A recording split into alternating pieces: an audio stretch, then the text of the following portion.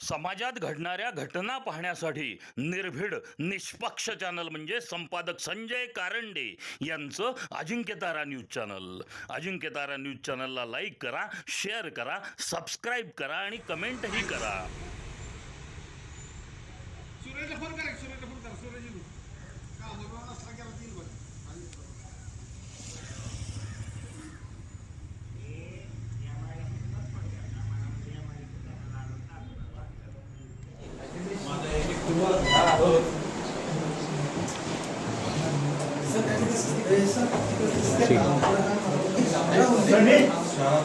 पदाधिकारी सगळे या तिकडं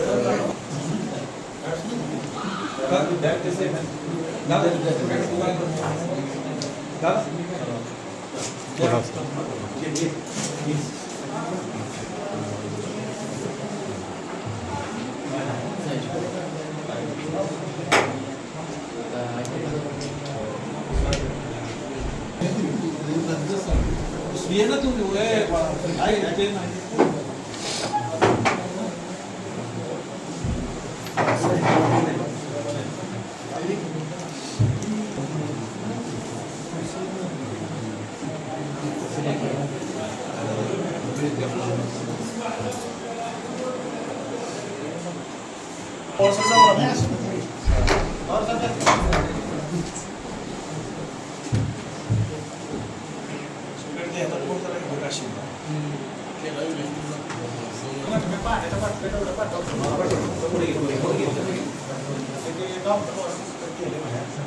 हे समज ना पुढं.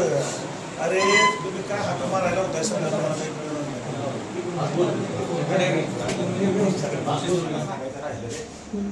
सकाळी आलता तुम्ही द्या फोटो पण घ्या.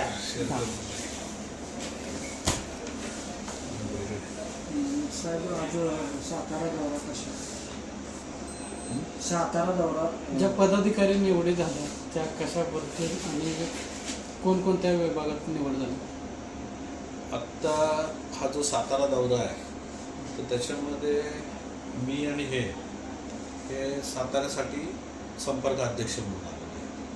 संपर्क अध्यक्ष म्हणून आल्यानंतर हा आमचा पहिला दौरा आहे आणि पहिल्या दौऱ्यामध्ये आम्ही जे आता बघितलं आहे तर ह्याच्यामध्ये ज्या 8 विधानसभा आहेत आणि 11 तालुके आहेत ह्या टोटल प्रत्येक तालुका वाईज आणि ज्या ज्या जिल्हाध्यक्षांकडे ज्या ज्या जबाबदाऱ्या आहेत त्या वाईज आता इथं आम्ही 3 भागमध्ये आहे. त्याच्यामध्ये स्वतः युवराज पवार जे आहेत हे एक जिल्हाध्यक्ष आहे. इथं विकास पवार आहेत, त्यांच्याकडे कराड आणि ते पाटण वगैरे आहेत दक्षिण उत्तर, आणि तिकडं जे बसलेले आहेत ते धैर्यशील पाटील आहेत.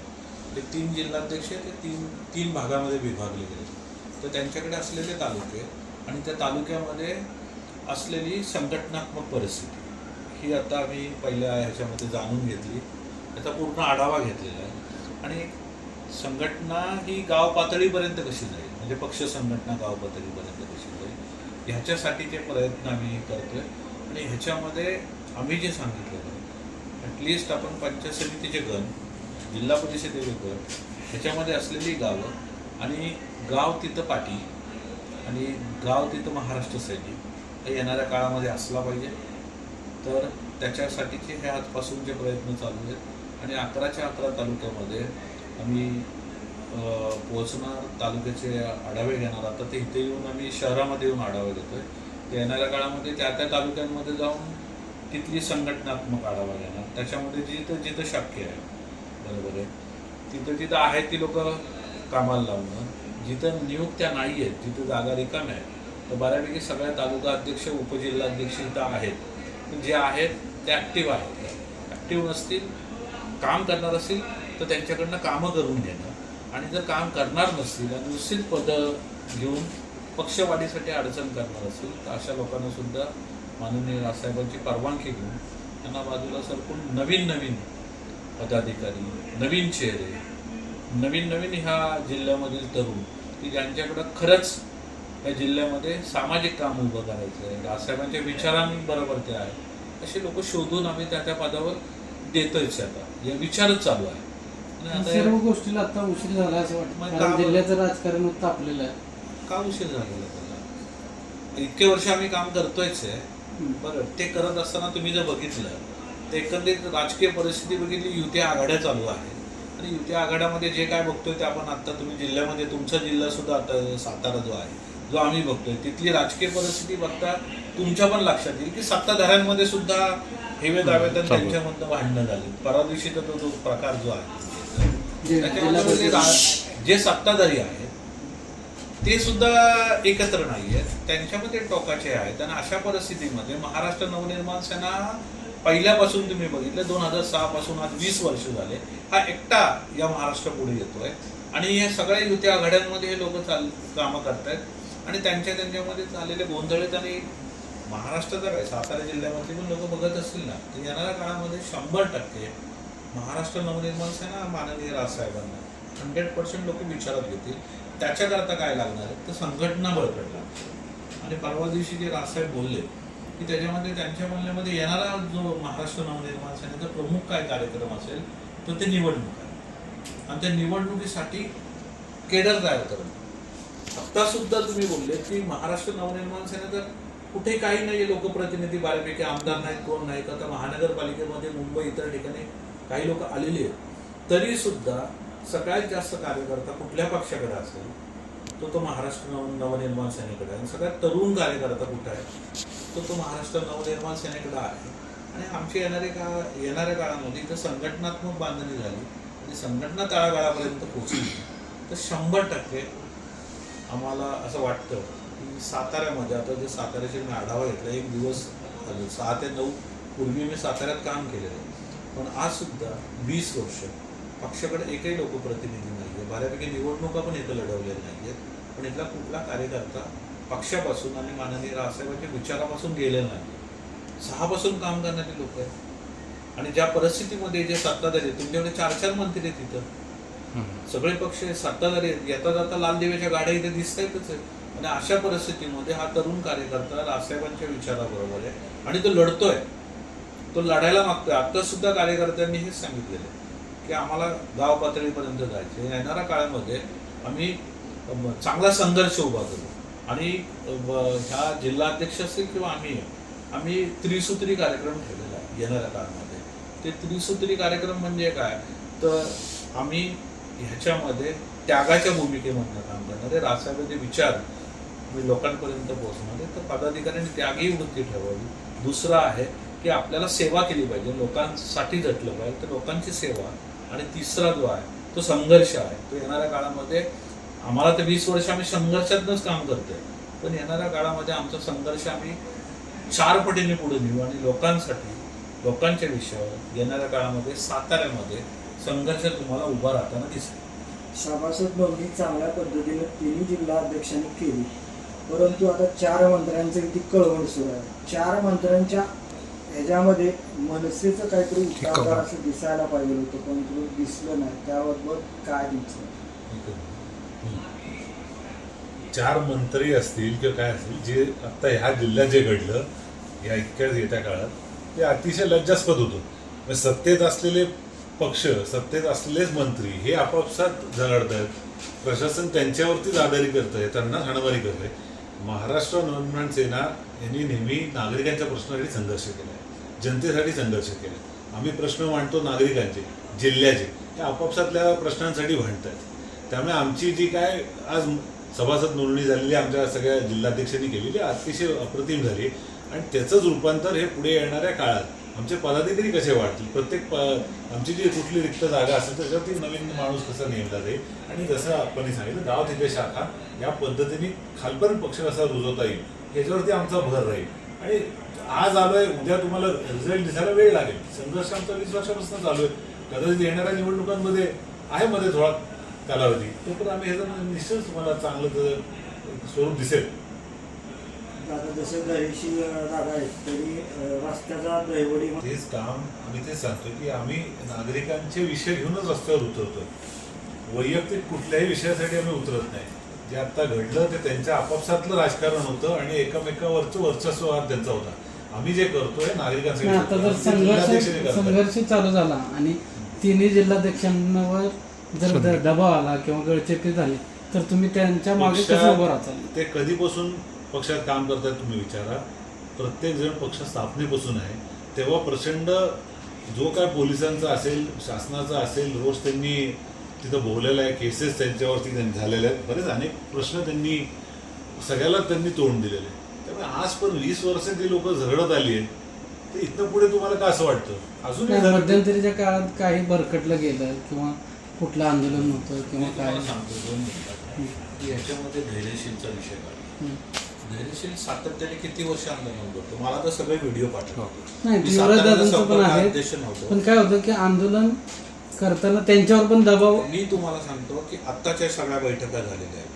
त्या बैठकांमध्ये प्रत्येक जिल्हाध्यक्षाला, तालुकाध्यक्षाला, उपजिल्हाध्यक्षाला एक सांगितलेलं आहे की संघर्ष करावा लागणार, आंदोलनं उभी करावी लागणार. बरं, ह्या आंदोलनामध्ये दबाव येणार आहे, बरं ह्याच्यामध्ये खोटे नाटे गुन्हे दाखल केले जातील, पण हे करत असताना आम्ही कुठेही डगमगणार नाही.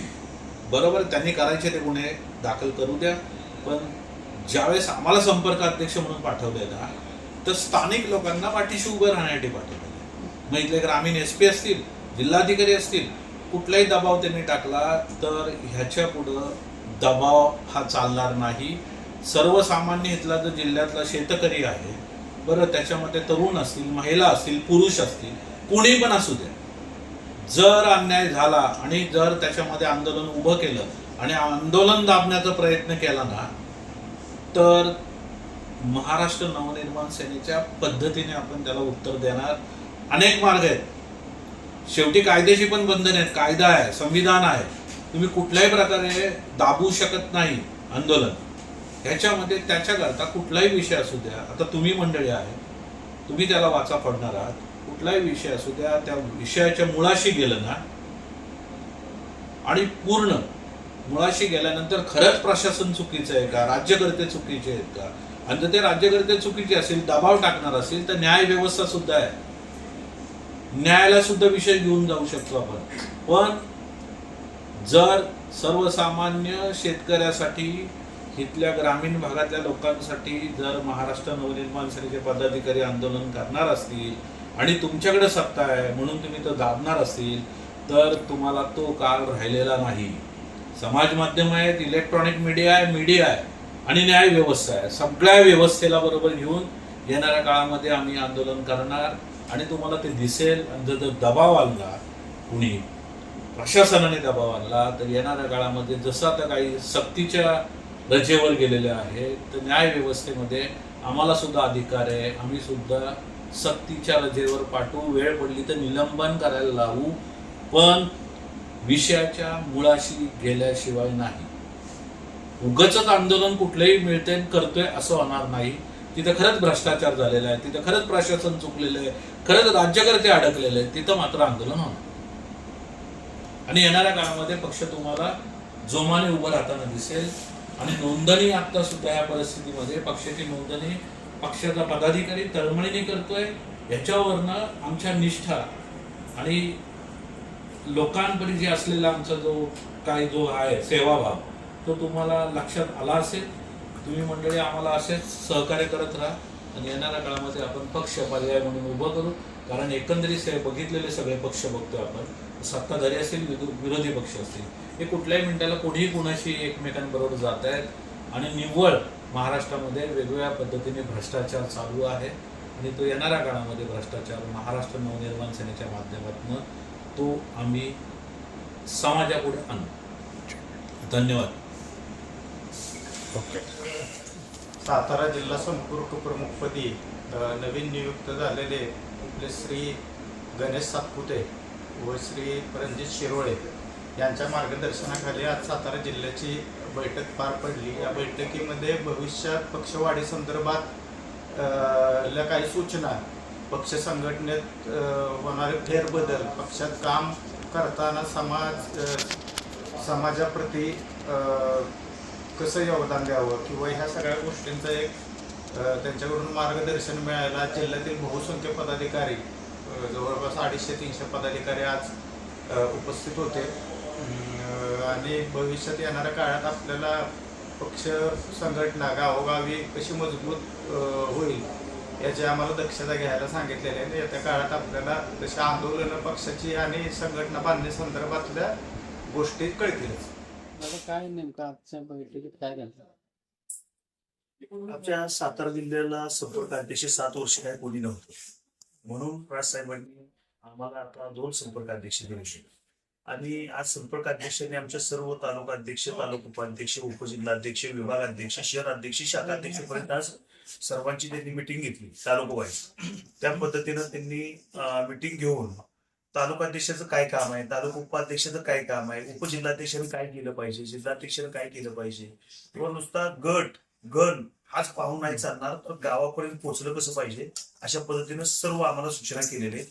आता त्यांनी सूचना केल्यानंतर त्यांनी सांगितले 1 महिन्यानंतर स्वतः त्या भागामध्ये गावात तिथे येणार आहे आणि येऊन शाखेची उद्घाटन किंवा इतर काही गोष्टी करायचं नियोजन करणार आहे. पक्ष जेवढा वाढवता येईल तेवढा वाढवणार, राजसाहेबांचे विचार जेवढे वाढवता येईल तेवढे वाढवायचं काम करणार. सध्या मानलेले आहेत आणि दुष्काळी भाग म्हणून काय नवीन धोरण राखणार आहे? आता मान तालुक्यामध्ये तसा दुष्काळी भाग आता पहिल्यासारखा राहिलेला नाहीये. खरी परिस्थिती सांगतो, एक भाग थोडासा कमी आहे, पण तिथपर्यंत पाणी आले नाही. आता जरी पाणी आम्हाला कमी आलं तर उरमोडीतून पाणी तिकडे दिलं जातं आणि तिथं आल्यानंतर एकदा पाणी जाऊन जरी गेलं नुसतं वळ्याने, तरी सुद्धा महिना 2-2 महिने पाणी आम्हाला चांगल्या पद्धतीने राहतं.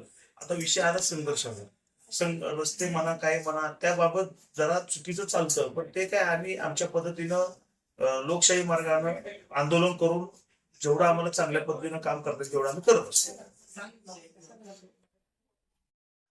समाजात घडणाऱ्या घटना पाहण्यासाठी निर्भीड निष्पक्ष चॅनल म्हणजे संपादक संजय कारंडे यांचं Ajinkyatara news channel. Ajinkyatara news चॅनलला लाईक करा, शेअर करा, सबस्क्राईब करा आणि कमेंटही करा.